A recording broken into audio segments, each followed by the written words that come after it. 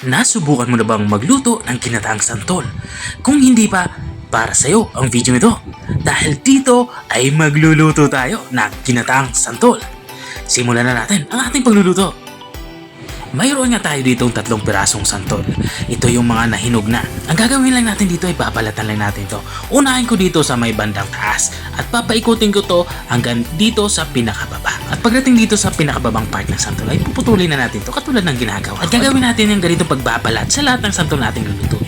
Matapos natin balatan ay hihiwain lang natin ito. Ang gagawin ko lang ay pag-aapatin lang natin ito. At matapos natin mapag-apat ay tatanggalin natin ang buto.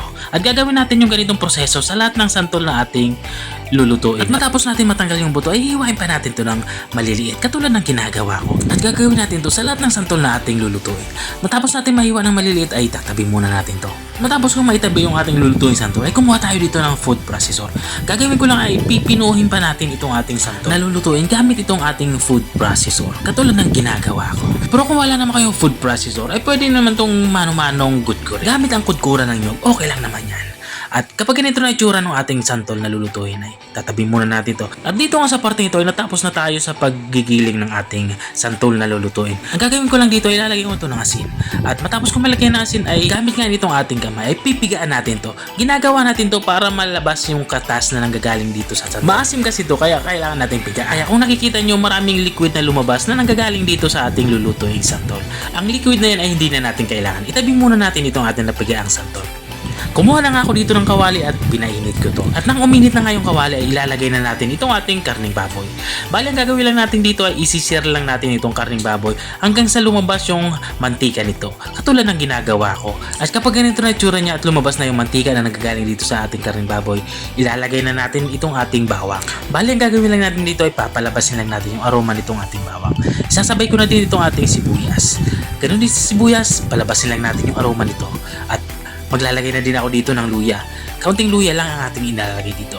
Palabasin lang natin yung aroma ng ating mga 3 sangkap na pangisa. At kapag bumango na ito, ilagay na natin itong ating hinimay na tinapa. Makakatulong yung tinapa para magkaroon ng smoky flavor yung ating nilulutong ginataang santol.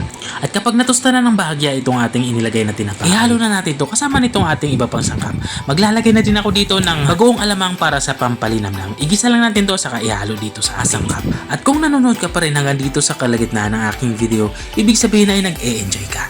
Baka pwede mo na may comment kung taga saan ka para alam ko kung hanggang saan umabot ang aking video. Balik tayo dito sa ating nilulutong ulam. Dito nga sa parteng ito ay isinasama ko na itong ating santol na napigaan. Igigisa lang natin ito ng mga 1 hanggang 2 minuto para ma-absorb ng santol yung ating mga pangpalasang inilagay. At maglalagay na din ako dito ng 1 basong gata at 1 basong tubig. At saka natin hahaluin. At dahil nga sa tingin ko ay kulang yung ating gata ay magdadagdag pa ako dito ng 1 pang baso. At matapos ko mailagay yung 1 pang basong gata na additional ay hahaluin ko lang ito para kumalat nga dito sa ating nilulutong ulam. At saka ko ito tatakpan, papakuluan natin ito ng mga 20 to 30 minutes para siguradong maluto yung ating sahog na baboy. At makalipas ka ng 30 minutes ay binuksan ko na ito. Dito naman sa parteng ito ay naiga na nga yung sabaw. Magsisimula na tayong magtimpla dito. Para nga sa pampaalat natin, naglalagay ako dito ng patis. Pero kung wala naman kayo patis, okay lang naman asin. At naglalagay na din ako dito ng black pepper or pamintang durog. At para mas malinam naman yung ating nilulutong ulam, maglalagay ako dito ng pork cube. At saka ko dadagdagan pa ito ng 1 pang basong gata. Gusto ko kasi sa ganitong ulam yung nagmamantika talaga. At para naman mabalanse yung lasa ng ating niluluto, maglalagay ako dito ng 1 kutsarang asukal. At habang nga tayo nagpapatuloy sa ating pagluluto, gusto ko lang i-shoutout ang mga masusugid nating mga taga-subaybay.